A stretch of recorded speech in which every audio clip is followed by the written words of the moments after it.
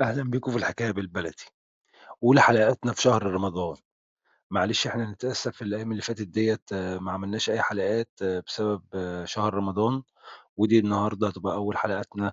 في الشهر الكريم شهر رمضان، وكل سنة وأنتم طيبين. بسم الله الرحمن الرحيم،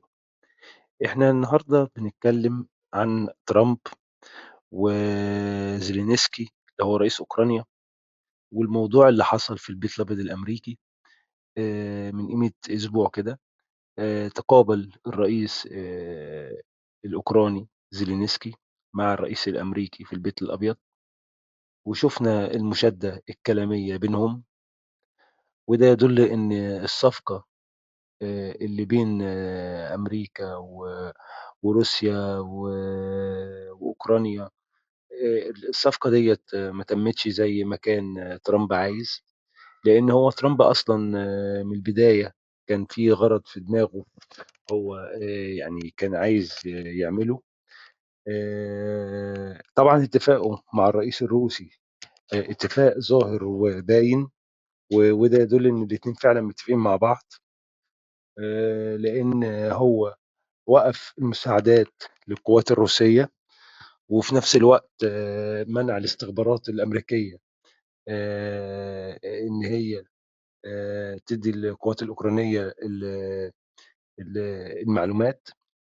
ومنع السلاح والمساعدات للقوات الأوكرانية، وده طبعًا عمل حزيّة في وسط الجنود الأوكران، والأيام الجاية هنشوف اللي هيحصل في المعركة بين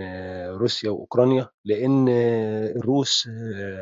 خلاص ابتدوا إن هم يخشوا كورسك، وإن هم ابتدوا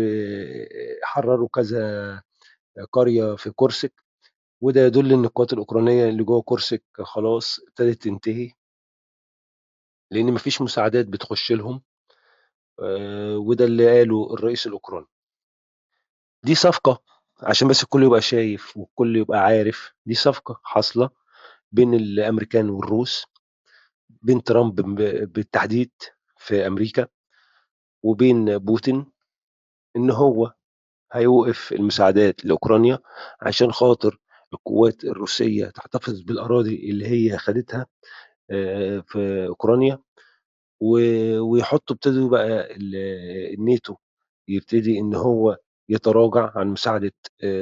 الأوكران، وده اللي ترامب عايزه عشان يعمل الصفقة بين الروس وبين أوكرانيا، وإن هو يبقى عمل السلام بينهم يعني. طبعًا ده برضه يخلّينا نبُص على الشرق الأوسط عندنا، هنلاحظ إن برضه في صفقة حصلت إن نظام بشار الأسد يمشي في التوقيت ده، والغريب إن الروس مش ساعدوه ولا حتى الإيرانيين ساعدوه. لمّا الشرع دخل وخَد الحكم منّه وإن هو يهرب بالطريقة اللي إحنا طبعًا كُلّنا شُفناها دي، أو اللي الناس كُلّها عارفاه. ده طبعًا يدُل إن في صفقة برضه حصلت بين أمريكا وروسيا، وده اللي يخلّي أي إنسان يشُك إن في صفقة فعلًا بين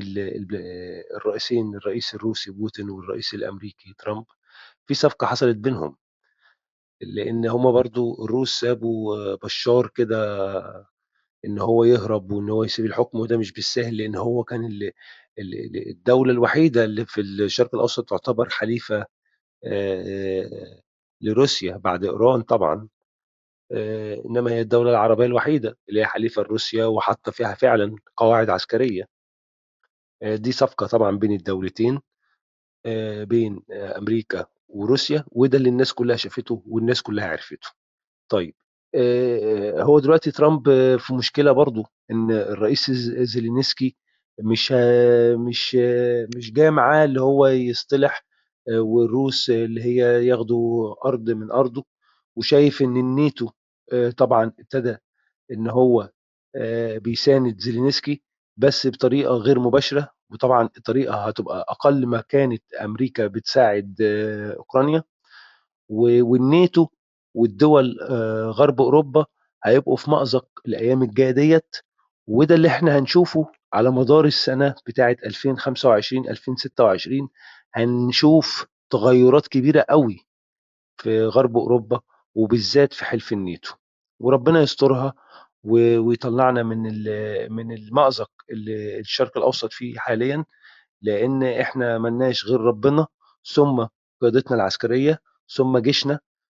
واللي ده لازم نحافظ عليه جيشنا، لأن هو الجيش الوحيد اللي في الشرق الأوسط حاليا، هو الجيش اللي يقدر العرب كلهم يقفوا وراه ويبقوا إيد واحدة ورا الجيش المصري. شكرا على المتابعة.